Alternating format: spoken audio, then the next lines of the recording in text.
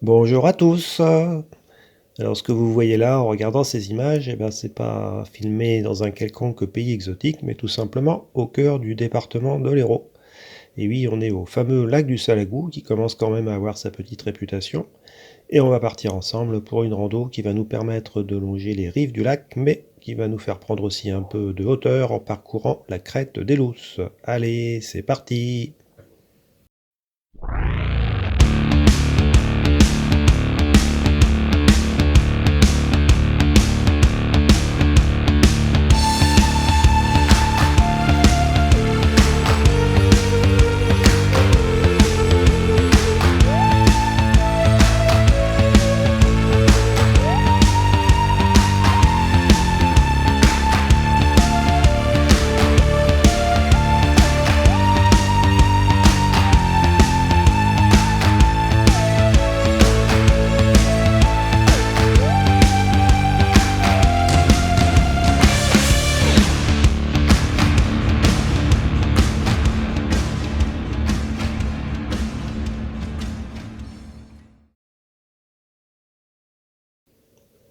Alors, dès le début, on est dans l'ambiance de ce lac du Salagou avec ce magnifique bleu turquoise de l'eau qui contraste avec le rouge des ruffes.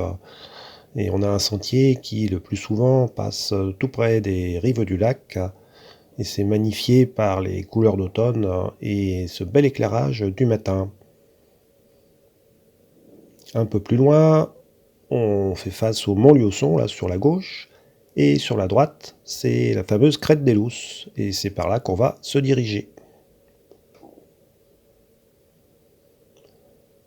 Première partie de la montée se termine au col des Portes. Là, on laisse le balisage et on prend un petit sentier beaucoup moins fréquenté en direction de la crête. Première vue depuis cette crête, notamment vers la mer. Ici, on remarque le mont Canigou tout au fond à gauche.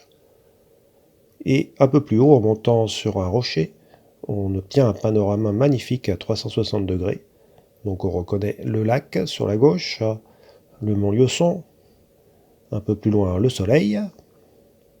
En allant encore un peu plus à droite, on retrouve le Canigou là-bas tout au fond, puis le massif du Caroux, et en avant-plan, la plaine du Petit Ruisseau du Salagou, cette plaine qui va de Salasque à Octon. Maintenant, on change de versant sur cette crête et on va entamer la descente vers la vallée du Salagou et notamment vers les rives du lac qu'on voit ici en contrebas. Et cette descente, elle s'effectue sur un joli sentier dans le milieu de la bruyère, malheureusement, parfois le long de cette horrible clôture avec 4 barbelés extrêmement agressifs. Néanmoins, on profite de belles vues, c'est une descente bien sympa. Et au passage, on remarque qu'ici, on est dans le monde de la dolomie, et je vous en reparlerai un petit peu plus loin.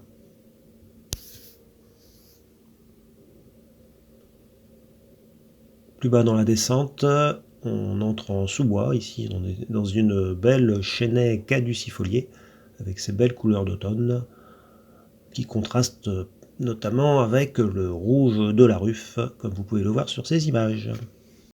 Alors on revient à la géologie. Ici, c'est un morceau de grès qu'on reconnaît au toucher, parce que ce toucher sableux, c'est normal puisque le grès c'est du sable métamorphisé. Donc tout à l'heure en haut, on était dans la dolomie. Là maintenant, on est descendu, on est passé dans du grès. Et brutalement, en se retournant, en l'espace de quelques mètres, on passe dans le rouge des ruffes, celui qu'on avait quitté ce matin et qui est tout en bas au bord du lac. Et un petit peu plus loin, on trouvera aussi du basalte, mais on va y revenir.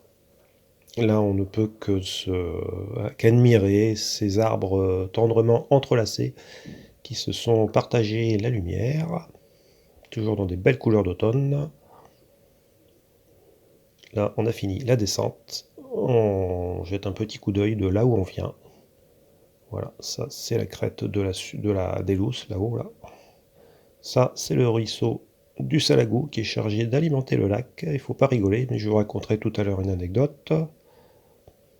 Là, c'est vrai qu'il n'y a pas beaucoup d'eau malgré la saison. Et maintenant, on arrive en vue de la montagne de la Sûre, qui, contrairement à ce qu'on pourrait croire, n'est pas un volcan.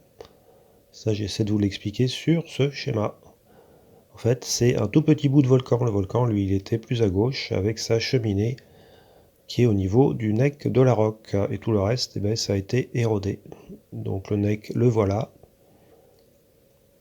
Et le haut du volcan, là, c'est au niveau des orgues basaltiques. Donc c'est une couche de basalte qui est posée dessus la ruffe. Et maintenant, on aborde le sentier qui va longer les rives du lac jusqu'à nous ramener au point de départ. Ça, c'est une vue sur le village de Celles, un village à l'histoire particulière, mais c'est pas l'objet de... J'en parlerai pas dans cette rando parce que c'est l'objet d'une autre rando.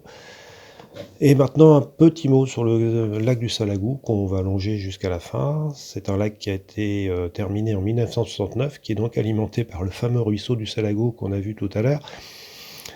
Et les anciens pensaient bien que quand ils ont vu que le lac devait être rempli par ce ruisseau, ils ont bien rigolé, ils ont dit il va falloir 25 ans pour le remplir. Eh bien non, parce qu'en 2 automnes de pluie sévenole, eh bien, le lac il s'est retrouvé rempli au bout de 2 ans, donc en 71. Ce lac il servait, initialement, il devait servir à l'écrêtage des crues et à l'irrigation pour des cultures fruitières et maraîchères. Mais comme les cultures fruitières et maraîchères ont subi à cette époque-là une chute des cours très importante, et ben ce projet n'a jamais vu le jour, et du coup c'est devenu tout simplement maintenant une base de loisirs.